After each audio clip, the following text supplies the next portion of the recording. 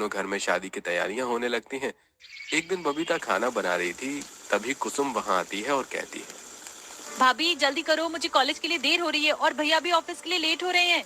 हाँ हाँ कुसुम, आज ठंड की वजह से उठने में थोड़ा लेट हो गई थी, इसीलिए देर हो गई। बस मैं जल्दी से नाश्ता लगा देती हूँ। कुसुम वहां से चली जाती है और बबीता जल्दी जल्दी रोटियां बनाने लगती है, साथ ही मन में सोचती है।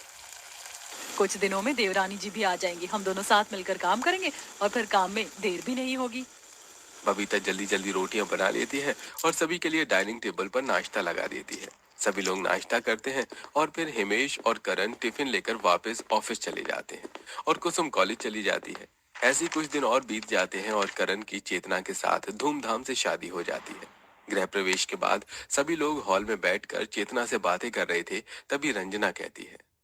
बहू, इस घर को अभी तक बबीता अकेले ही संभालती आई है। अब तुम दोनों को मिलकर इसे संभालना है, इसीलिए तुम सब कुछ बबीता बहू से सीख लेना। माँ जी आप बिल्कुल चिंता मत कीजिए, मैं देवरानी जी को सब कुछ समझा दूंगी। ये सुनकर चेतना मन ही मन सोचती है। भला मैं इतनी पढ़ी लिखी हूँ, अब क्या मुझे इस गंवार से सीखना होगा। खैर, बोलने दो इन्हें, मैं तो वही करूंगी जो मुझे अच्छा लगता है। अगले दिन सुबह रंजना चेतना के कमरे में एक साड़ी लेकर जाती है और उसे देते हुए कहती है।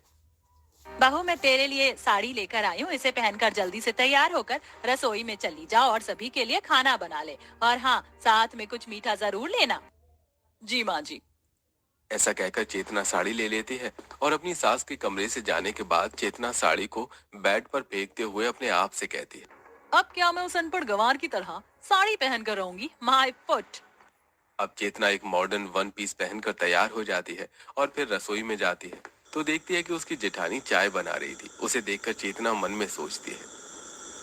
हे भगवान, अब मुझे इतने सारे लोगों का खाना बनाना पड़ेगा। ऐसा करती हूँ, अपनी जेठानी को बेवकूफ बना बनाकर उसी से खाना बनवा लेती हूँ। यही सोचकर चेतना अपनी जेठानी के पास जाती है, तभी बबीता उसे देखकर कहती है। देवरानी जी आ गई आप। आज आपकी पहली रसोई है, मैंने सब कुछ निकाल कर रख दिया है और चाय मैंने खुद बना ली है, तो बाकी का खाना आप बना लीजिए। ये सुनकर चेतना बहुत उदास हो जाती है, तब बबीता कहती है। क्या हुआ देवरानी जी, आप इतनी परेशान क्यों लग रही हैं? क्या बताऊं भाभी, मैंने अपने घर पर कभी काम नहीं किया। माँ जी ने मुझे कहा कि मैं पहली रसोई का खाना बना लूं, लेकिन सच बताऊं तो मुझे खाना बनाना आता ही नहीं है। अब तो मुझे बहुत डांट पड़ने वाली है। प्लीज भाभी, आप मेरी मदद करो ना, आप खाना बना दो। अरे देवरानी जी, इसमें इतना परेशान होने वाली कोई बात नहीं, मैं हूं ना, मैं खाना बना देती हूँ और आप खाने को हाथ लगा देना। इस तरह आपका शगुन भी हो जाएगा और आपको डांट भी नहीं पड़ेगी। अब चेतना स्लैब पर बैठकर वहां रखे लड्डू खाती है और साथ में मोबाइल चलाती है। थोड़ी देर बाद जेठानी के कहने पर वो सब्जियां काट देती है और खाने में चम्मच चला देती है। इस तरह बबीता सारा खाना बनाकर तैयार कर देती है। चेतना सभी के लिए खाना लगाती है। सभी लोग खाना खाकर चेतना की तारीफ करते हैं, तभी रंजना कहती है। अरे वाह बेटा, तूने तो बहुत अच्छा खाना बनाया है। हाँ बहू, हमें तो लगा था तुम शहर की हो, पता नहीं तुम्हें खाना बनाना आता भी है या नहीं, लेकिन तुम तो बहुत अच्छा खाना बनाती हो। ये सुनकर चेतना भी बहुत खुश हो जाती है, तभी रंजना कहती है। अब मैं निश्चिंत हो गई हूँ कि मेरी दो दो बहुएं हैं, दोनों ही मिलकर घर संभाल लेंगी। जी माँ जी। ऐसे ही एक दिन बीत जाता है। अगले दिन भी चेतना रसोई में जाती है और बबीता से कहती है। बबीता भाभी, मैं आपकी थोड़ी मदद कर देती हूँ, प्लीज खाना आप ही बना लो, वैसे भी आप बहुत अच्छा खाना बनाती हो। ठीक है चेतना, तुम सब्जियाँ काट लो, तब तक मैं चाय बनाकर सभी को दे देती हूँ। अब बबीता चाय छानकर सभी को चाय देने के लिए जाती है। थोड़ी देर बाद रसोई में वापस आती है। चेतना सब्जियां काट रही थी, बबीता सारे बर्तन धोती है। उसके बाद आटा गूंथती है और फिर सब्जी रोटी दाल चावल बनाकर तैयार कर देती है। चेतना नाश्ता लगा देती है। ये देखकर रंजना कहती है। कितना अच्छा लग रहा है, मेरी दोनों बहुएं साथ में मिलकर काम कर रही हैं। रंजना जी, तुम बिल्कुल सही कह रही हो, खाना भी दोनों ने मिलकर बहुत अच्छा बनाया है।